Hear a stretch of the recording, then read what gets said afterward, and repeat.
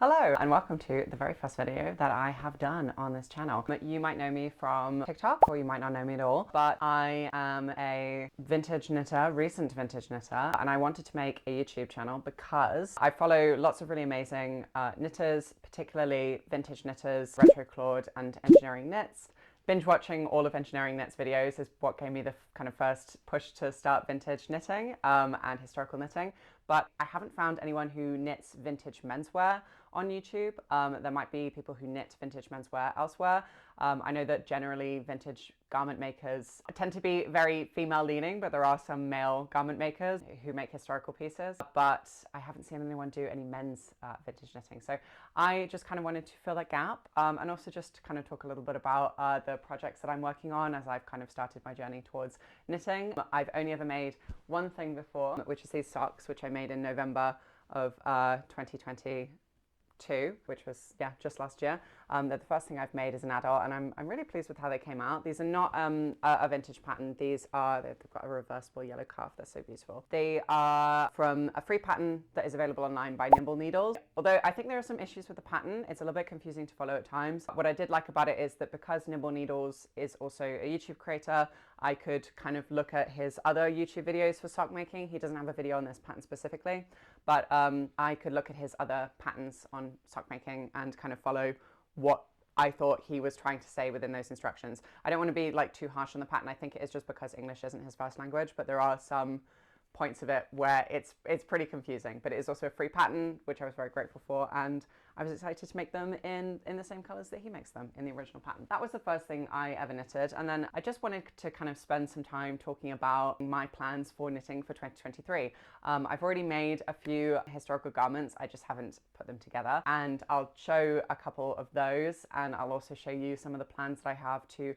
knit other historical garments throughout the year. Yeah, the first thing that I have been working on and that I intend to finish this year is this Fair Isle knitting pattern. I'll probably put it up on screen here somewhere. This is one of the front panels. It's this lovely, like, almost like tortoiseshell Fair Isle pattern. I kind of almost thought it would be good to have done this in like a yellow and a brown. Wouldn't that have been cute? This is the back piece. So I'm just gonna spend some time sewing these together and blocking it in an upcoming video with another bunch of pieces that I've been working on. Basically, I've kind of sewn these all from December until now and then kind of put off putting them together, partially because I wanted to show it on camera, but also partially because I didn't really want to block them. So these are the bits for that, and I've made this using I don't know if I even have any of the balls in here. I might have put them all away. But it is using Rowan's Felted Tweed in the colours Forest and Lime, I believe. I might be wrong on that. I'll put it on screen if I am wrong. I just fell in love with this colour when I saw it, and I knew that I had to make something out of it. I do actually have an exciting video that I will be posting about this waistcoat. There will be a video not necessarily about this waistcoat specifically, but another one I'm going to be making for someone else, which is very, very exciting, in a size much bigger than this in different colors. That has a deadline, a hard deadline in May. So that is going to be done and dusted by May. So that's that. So the other piece that I have been working on that is not yet finished, but I've knitted all the bits for, is this cable knit vest. It's basically made with some skeins of hand-dyed yarn that I got over Christmas. I originally got 100 grams of them in like mixed colors. All of these colors, they came in like little mini 20-gram skeins and skeins. Basically, I got one of them thinking I would make some Christmas crowns for them in the UK. When we celebrate Christmas, we open like a Christmas cracker and you get a paper crown in there. So I wanted to knit some for my grandparents, but I didn't get around to it in time. So I just had these leftover skeins. So then I thought, well,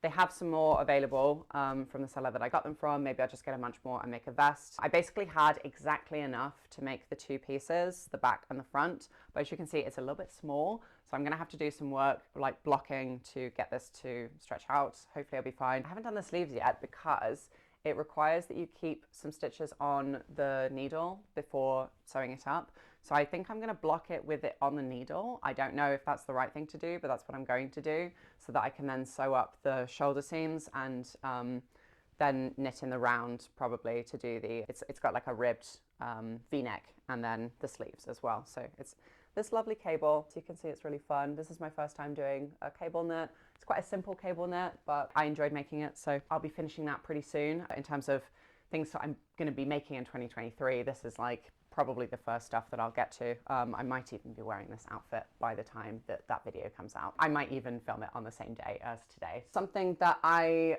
have wanted to make in a video that I started and then put off finishing is this raglan cardigan, 1940s raglan cardigan. It's in a kind of higher weighted wool. All of my yarn is tangled. The problem with a lot of the historical patterns is that they don't tell you what weight the wool is. A lot of the times they're just giving you a brand because they're like advertising their own wool company essentially. This is actually a DK wool, but it doesn't look like a DK wool.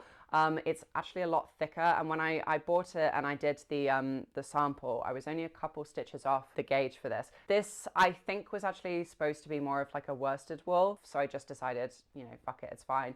I'm a bit small for a lot of menswear clothes anyway, so it's okay if it's like an inch smaller than it's supposed to be, and I would prefer like something that felt a bit lighter. But I went back to it and I thought, okay, I'm going to knit this in 3 colors. I want a color for the front panels and the back panel. I want a different color for the sleeves, and then I want a color for the cuffs and the border. So I bought some different colors from the same seller in the same weighting. These are also supposedly DK, and then I'm using some like lovely sort of off-white cream for the border and the ribs. These are much smaller.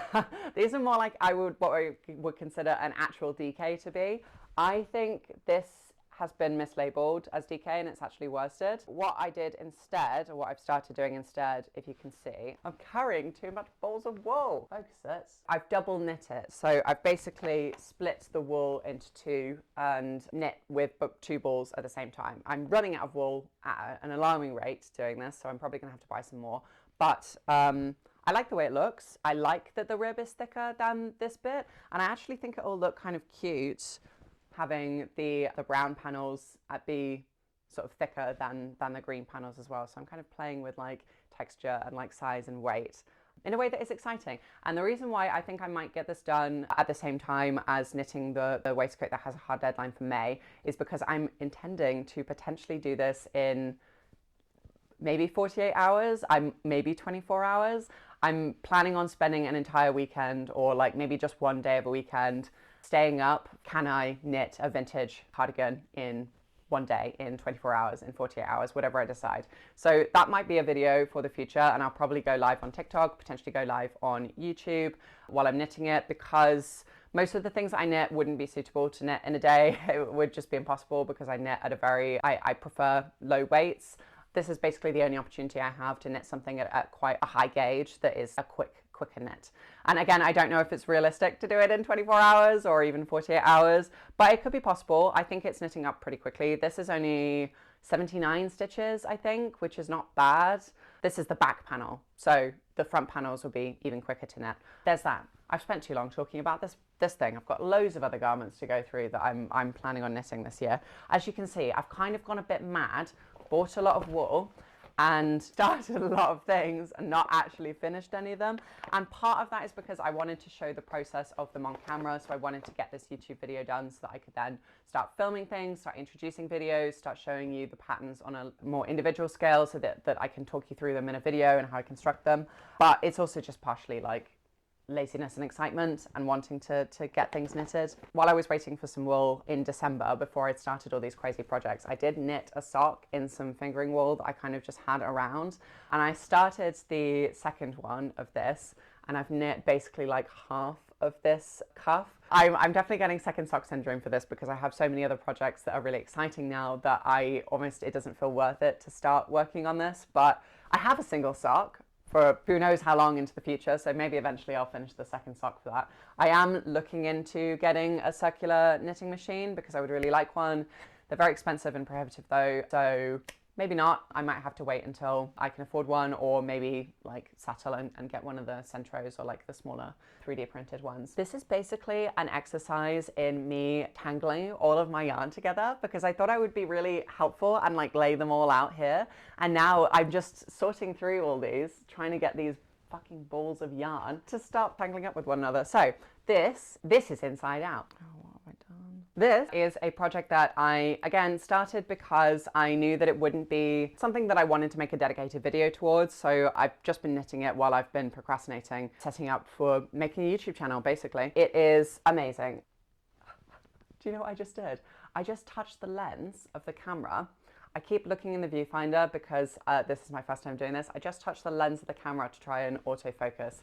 How fucking stupid am I? This is a really beautiful, easy to make jazz pullover from this wonderful vintage book that I got on eBay from Australia. It is Weldon's Pullovers and Cardigans for Men, and it would have cost 4.5 pence back in the day. Every single man, except for 2 of them, and one of them is golfing, is smoking in these lovely things, just so you can see that.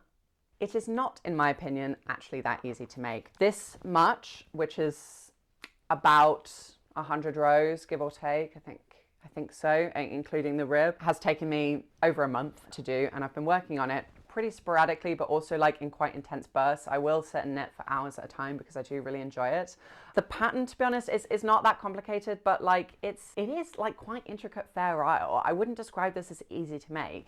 There's another jazz pullover in the back of this book that I think I'm going to make as well, and I've gotten some more yarn from the same seller as I got this yarn from to make it in. It's so beautiful. It's this amazing luxury Donegal tweed that admittedly is pretty expensive, but at the same time I really see it as an investment because you're making these like amazing heritage pieces that I'm going to be able to keep and wear forever, that are like luxury, that are tailored to my size, that I can adjust pretty easily and are in the exact colors that I want, like this beautiful pink and green. I'm really excited about this. This is just sort of something that I anticipated being a have on the go project while I work on other stuff in the background. So I'm not going to make a video on this, and maybe I'll make a video on the other jazz jumper if I fancy it. And just in case you wanted to see it, this is the other jazz pattern. Of course, he is also smoking. They're always smoking. It's constructed slightly differently. You can see here what the basic pattern is supposed to be. I actually just swatched in those green and pink colors, but it's upstairs, so I'm not going to show that to you now.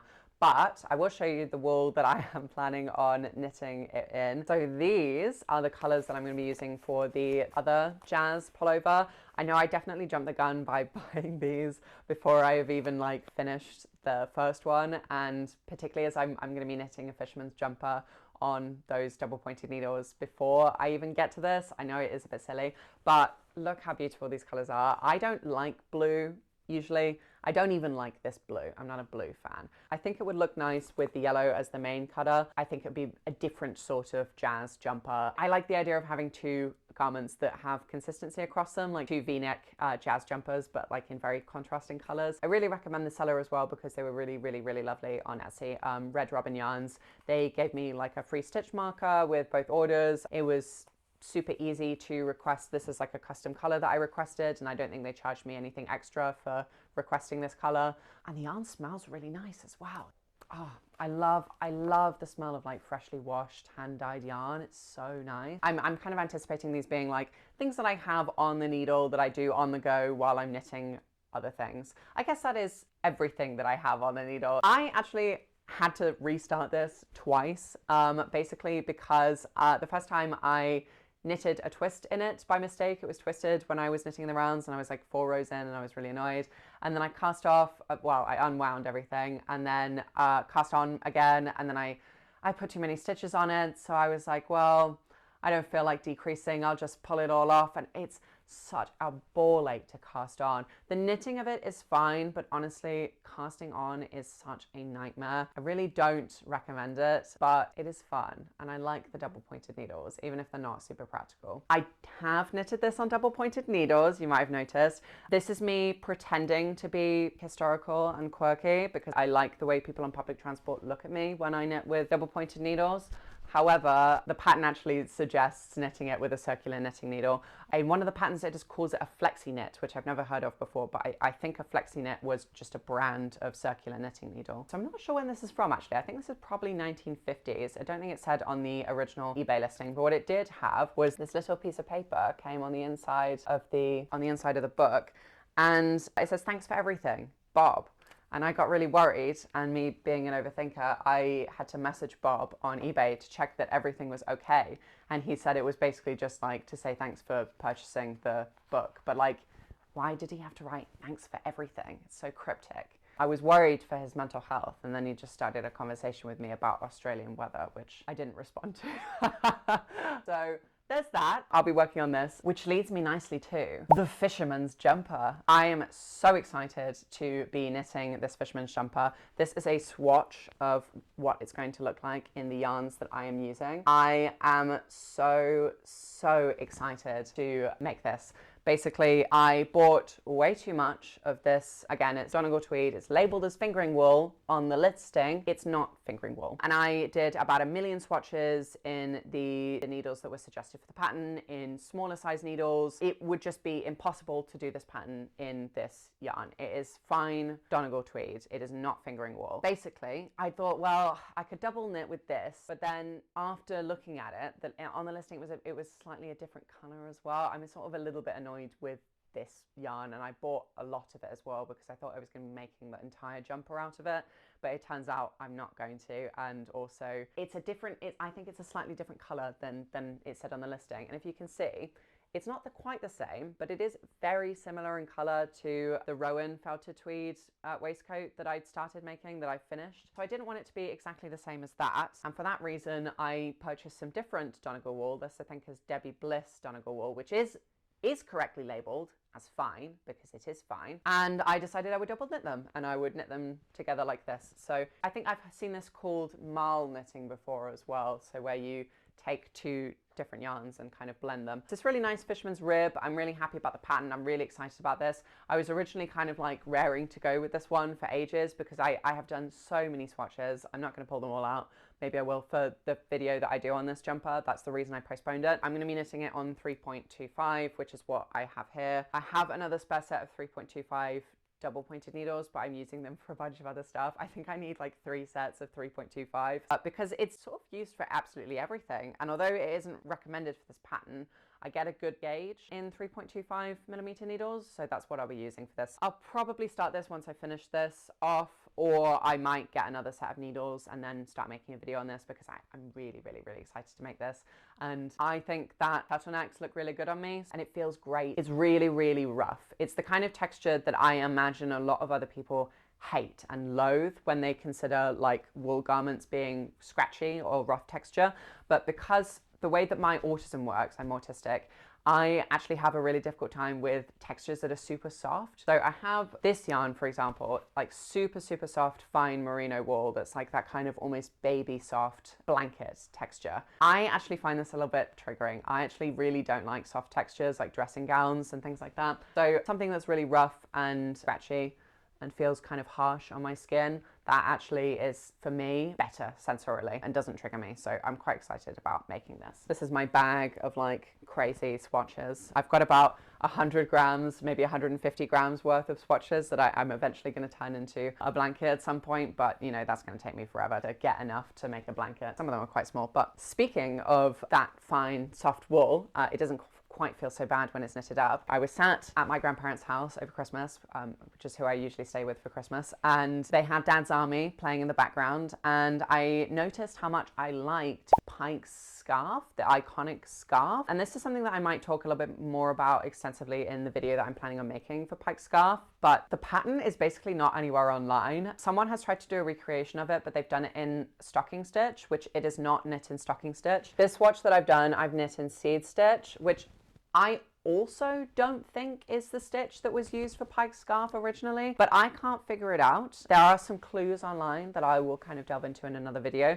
But yeah, so I'm planning on knitting that. The stripes will be different. This is just to test the yarn. The only problem with it is how many ends you get from changing the yarn all the time. The weaving in, it becomes a bit problematic when you're having to weave in like so many things. And as well, because this is worsted wool, but I am, you might have noticed, knitting with 2 strands at once. Again, there's a lot of ends to weave in, but excited about this. I think it'll be a really nice scarf when I eventually come to make it. If you follow me on TikTok, you probably already know that I am an LGBT person, and I also enjoy knitting as a kind of homo-romantic pastime. So I was very excited when I saw this, and I was able to get an original copy as well, which is nice, rather than just having a PDF. The PDFs are great for like organizing, but it's really nice to have something physical to own as well. And they're lovers, they're kissing. It's a his and his pullover and jumper pattern. I love them. I'm obsessed with them. I'm planning on making both of them, and they'll both be for me, obviously. Like I'm not in a relationship, but I'm also like only actively looking to be with women anyway. There are a lot of really lovely like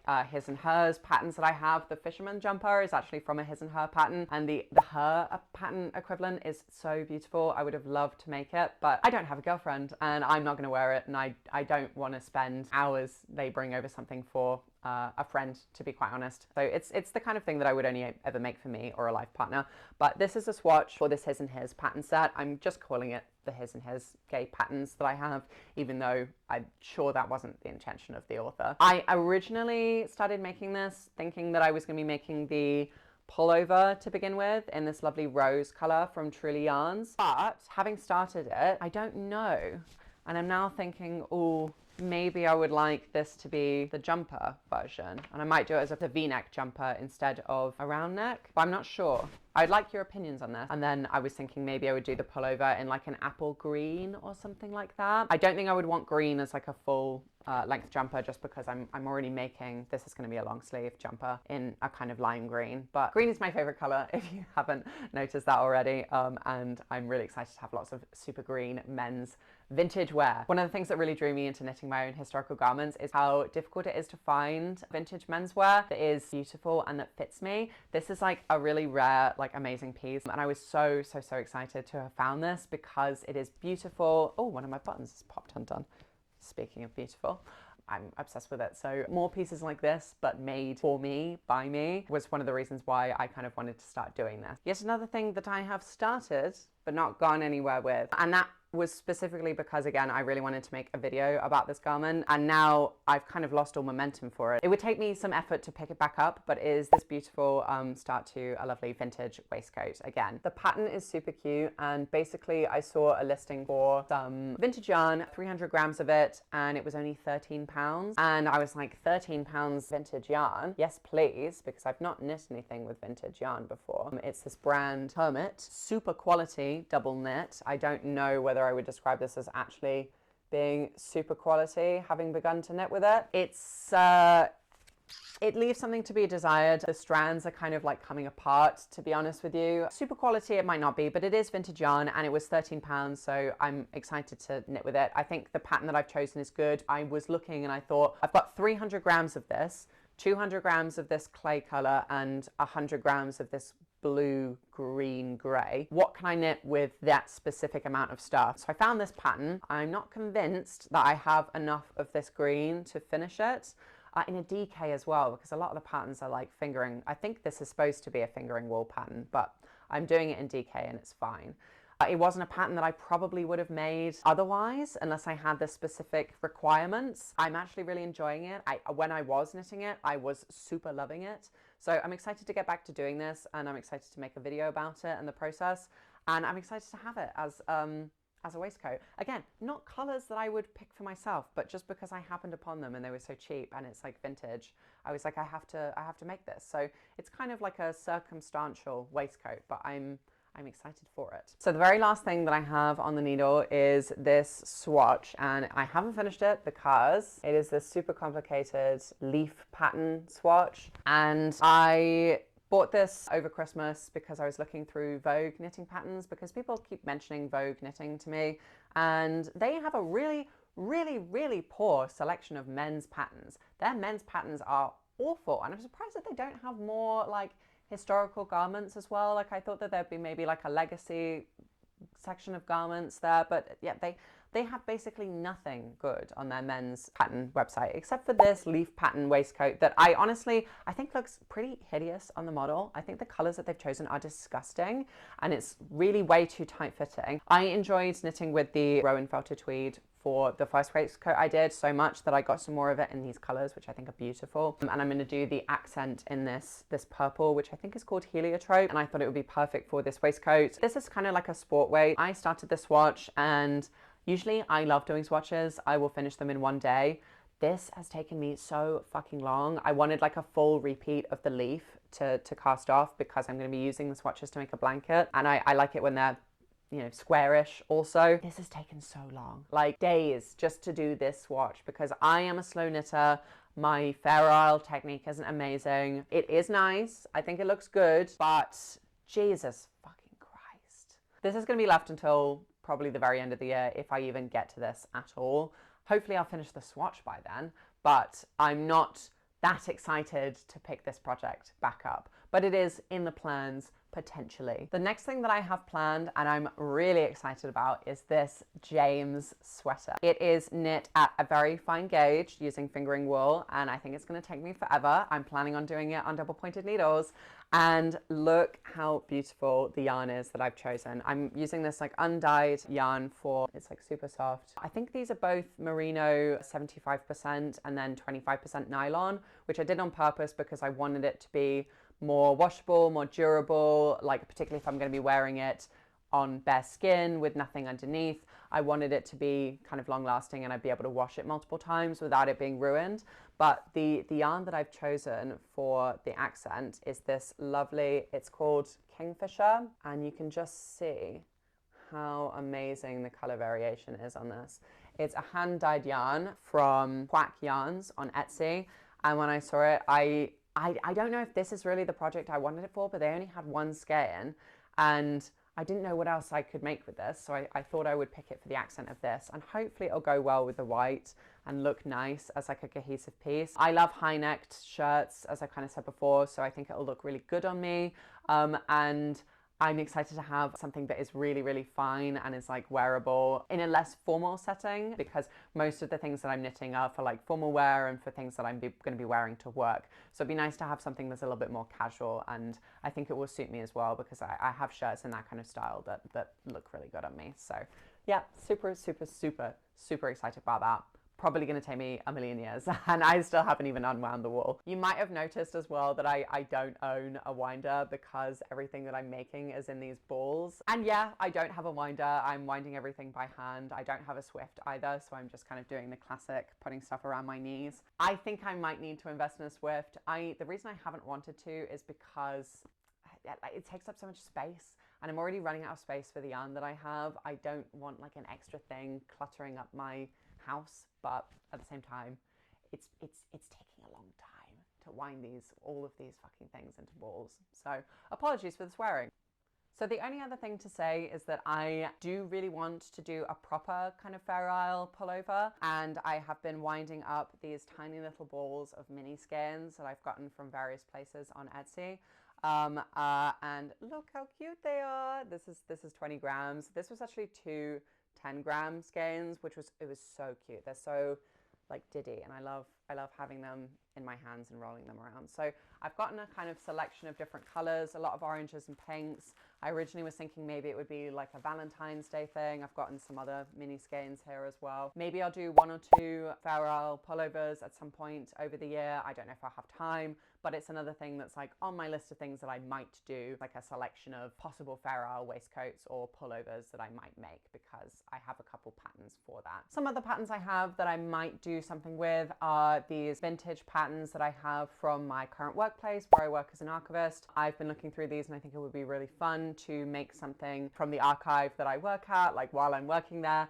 But my contract ends in July, so I don't know whether realistically I'm going to be able to finish something from my workplace before the end of July. There are a couple jackets that I really like, but by and large, the pattern selection at my current employer is pretty poor, mostly 70s, and not really a style that I especially like. But there are 1 or 2 things that I'm considering as candidates to knit. And then also some gloves, particularly a World War II converted pattern that I found on Ravelry. It doesn't include a swatch gauge though, so I don't know whether or not it's a good idea. Also, it's March. It's snowing right now. There's snow outside as I speak. By the time that I end up knitting something like that, it will probably be the middle of the summer. Summer patterns that I'm really looking forward to. I think it would be really fun to do a video series producing a summer outfit. I've seen other creators do knitted or sewn like bathing suits for an online pool party that was had in like 2019 or some time ago. And I really, really enjoyed those videos. And I thought, well, what as like a male vintage person can I make? Because I couldn't find any vintage patterns for a swimsuit, like a men's swimsuit, like the classic full-length men's swimsuit. However, there are quite a lot of these what they described as health vests that are knit in cotton in like these really open lace patterns. So I might do one of these and these pair of shorts in an unknown yarn for a future video on like producing a summer outfit for myself. Hopefully it wouldn't take me that long. I haven't lace knitted yet, so I'm kind of nervous to start with something like a health vest, and sourcing the exact like weight that they want for the cotton is also a bit confusing from the way that the pattern describes it, but that's something that I really want to make as a video for the summer. I live in Liverpool at the moment, and there's beautiful beaches that are really close to me, and it would be really fun to film a shot of me at the beach in an outfit that I made. So that's another idea. One of the annoying things about knitting is how long it takes to make. I think it's really important that it takes a long time, because when we're thinking about sustainability and slow fashion, it really has to be slow. And I do see this from a lot of crochet creators or knitters who knit in a very high gauge, is that people do tend to pump out a lot of garments that they're not necessarily going to wear, that maybe don't fit them as well as something knit at a finer gauge would do. And even though some of these things are going to take like, you know, anywhere between 2 weeks and 2 months to make, I'm going to wear them for a lifetime, and I'm going to enjoy wearing them because they're something I made specifically because of how much I like them and the pattern. So while it is annoying that yes, I can't have every single pattern that I own made into a beautiful garment, the ones that I do end up making, it's nice to have a selection to choose from, but the ones that I do end up making, I will keep and wear forever. And I love wearing my vintage knitted items to work, so I know that I will love wearing the vintage knitted items that I made to work. And I think that my quality is okay, even though I've only just started. None of these are finished pieces yet, so I might be talking out of my ass. But just kind of like looking at the quality of knit from the socks that I've done, I think I'm going to be okay. I've actually picked up the technique pretty quickly, and once you get a basic idea of the anatomy of the stitch, it's not that hard. I'd recommend that more people get into knitting because it isn't as difficult as it looks. It looks crazy when you see it on the double pointed needles especially, but it isn't. It's not very emotionally consuming either, I find. It's something that you can do pretty easily while listening to a podcast. I watch the High Rollers D&D podcasts while I knit. Just a good way to waste like 4 hours, and the extreme satisfaction of having a finished piece at the end of it. So look forward to me making those garments on this channel or elsewhere. I will probably also post highlights on TikTok. You can see my shorter form content there. I have posted a little bit about knitting, but it is more random personal content on TikTok. Have a wonderful day, and thank you so much for joining me for my first video. And I hope that you stay here for the future. Thanks, bye.